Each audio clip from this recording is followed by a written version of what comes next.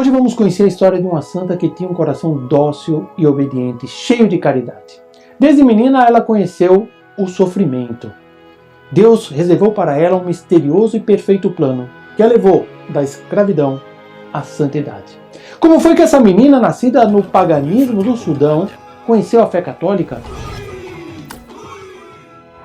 Quando ela tinha 7 anos, enquanto andava com uma amiga perto de sua aldeia, apareceram 2 homens. Um deles pediu que fosse recolher um paquetinho que tinha deixado no bosque ali perto de sua casa. Ela, animada pela virtude da obediência que havia aprendido da sua mãe, não duvidou em atender o pedido. Indicou a sua amiga: vá adiante que eu lhe alcanço depois.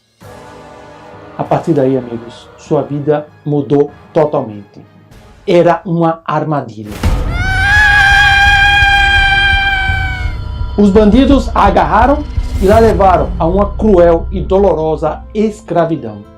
Alguém poderia dizer: mas essa menina não devia escutar os estranhos, não devia atender o pedido de uma pessoa, portanto ela que tem a culpa. Devemos pensar bem.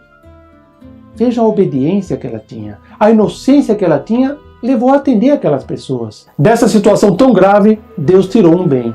Por esses tortuosos caminhos, ela chegou a conhecer a fé católica e cumpriria o plano que a providência tinha reservado para ela. Tal foi a comoção produzida no seu espírito pela violência que ela sofreu nas mãos desses captores, que a pobre menina se esqueceu completamente do seu nome. Foram os próprios bandidos quem ironicamente a chamaram Baquita, que em árabe significa afortunada. Em verdade foi a providência que deu esse nome de Baquita, porque esse era o sinal misterioso dela ser uma afortunada. Esse grande encontro que o Senhor preparava para ela. Um Senhor a quem ela não conhecia, mas que já amava. Essa menina, desde pequena, se encantava olhando o sol, olhando a lua, olhando as estrelas e as belezas da natureza e se perguntava: quem é o dono dessas coisas tão belas? Ela sentia o desejo de conhecê-lo. A esse respeito, Santo Tomás de Aquino ensina que uma pessoa pode receber o batismo de desejo quando seu coração se move pelo Espírito Santo para crer e amar a Deus. Apoiados nessa doutrina, podemos deduzir que Santa Baquita recebeu a luz da graça santificante muito antes do batismo sacramental. No período que ela ficou presa, a pobre menina foi vendida nos mercados de escravos 5 vezes, aos mais diversos e cruéis patrões. Foi acorrentada, obrigada a trabalhar sem descanso, torturada, golpeada e tão cruelmente maltratada que seu corpo conservou, até o final da sua vida, 144 cicatrizes. Quando Baquita foi interrogada sobre a veracidade do que se dizia a respeito de sua escravidão, afirmou que as narrações omitiam detalhes espantosos, vistos só por Deus e impossível de ser ditos ou inclusive de ser escritos. Sem embargo, a mão de Deus não a abandonou nenhum instante. Ela sentia uma força misteriosa que a sustentava, como um cordeiro dócil e obediente, sem nenhuma queixa e sem nenhum desespero. Passados os anos, Baquita dizia: o meu agradecimento ao bom Deus não seria suficiente ainda que eu ficasse de joelhos toda a minha vida. A prova da proteção de Deus foi a preservação da alma e do corpo no meio das terríveis torturas, sem que a castidade de Santa Baquita fosse manchada em nenhum momento. Passados 10 anos nessa vida verdadeiramente infernal, por fim brilhou a luz no final do túnel.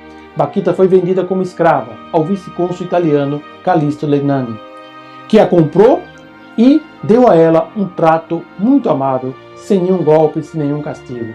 Depois de algum tempo, levou para a Itália e a colocou a serviço da família Michieli, numa cidade muito próxima de Veneza.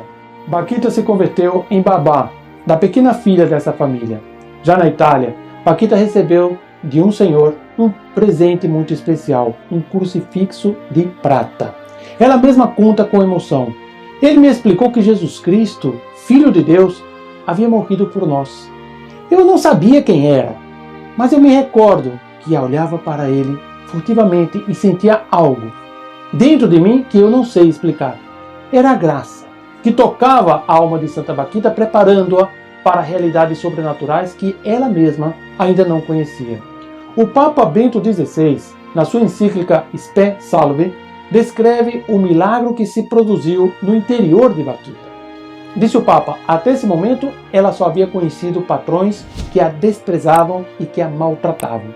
Porém agora, ela escutava falar de um patrão sobre todos os patrões, o Senhor de todos os senhores, e que esse Senhor é bom. Esse Senhor é a bondade em pessoa.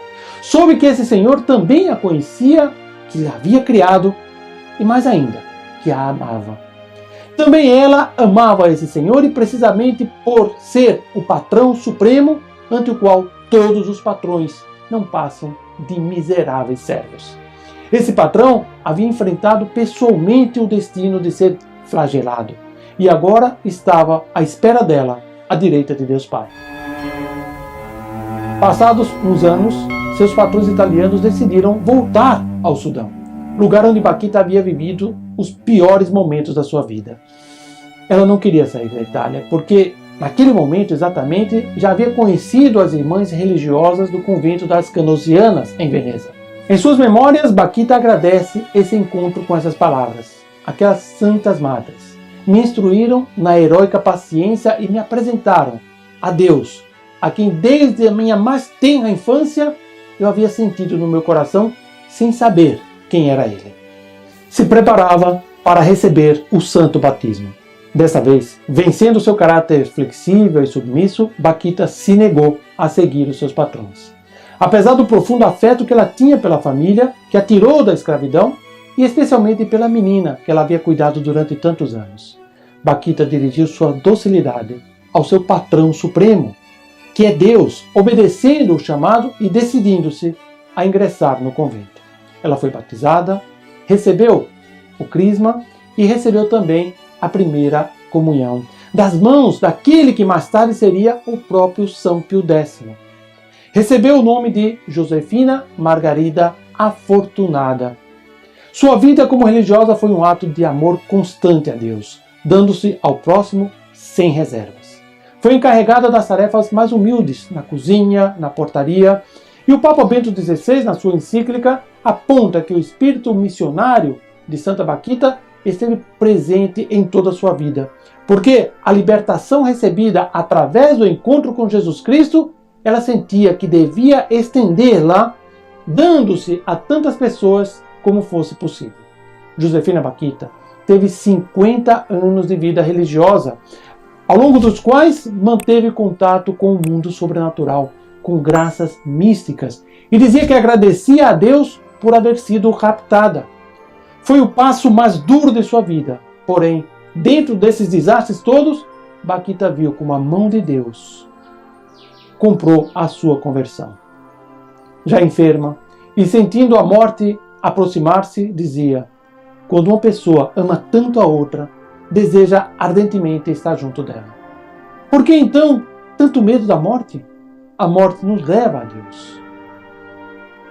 E vejam só o que Santa Josefina Bakhita chegou a escrever sobre seu rapto e sobre as suas torturas. Os convido a escutar as próprias palavras de Santa Bakhita. Dizia ela: se eu me encontrasse com aqueles homens que me raptaram, inclusive com aqueles que me torturaram, eu me ajoelharia e beijaria as suas mãos. Porque se essas coisas não tivessem acontecido, eu não seria hoje uma cristã e uma religiosa. Ao morrer, suas últimas palavras foram: que alegre estou. Nossa Senhora, Nossa Senhora. Seu corpo foi trasladado à igreja e foi objeto de veneração pelos inumeráveis fiéis a quem ela sempre tratava com tanta bondade. Milagrosamente, os seus membros se conservaram flexíveis e puderam ser colocadas sua mão sobre a cabeça das crianças que se aproximavam. A virtude da docilidade que adornou a sua vida se espelhava no seu próprio corpo já falecido.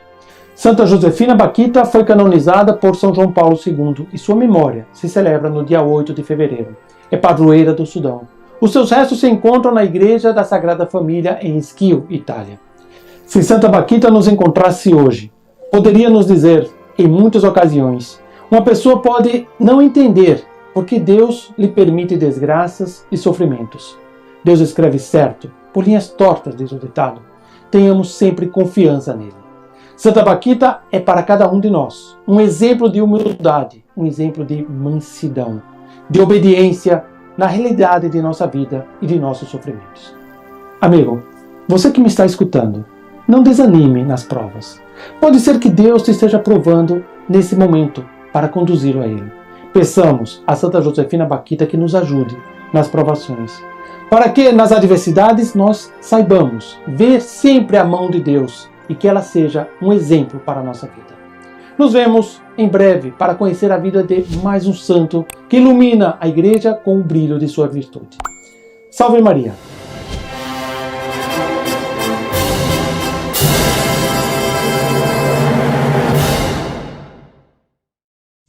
In nome del Padre, del Figliolo e dello Spirito Santo, e così sia. Sia lodato Gesù e Maria, e buonanotte a tutti.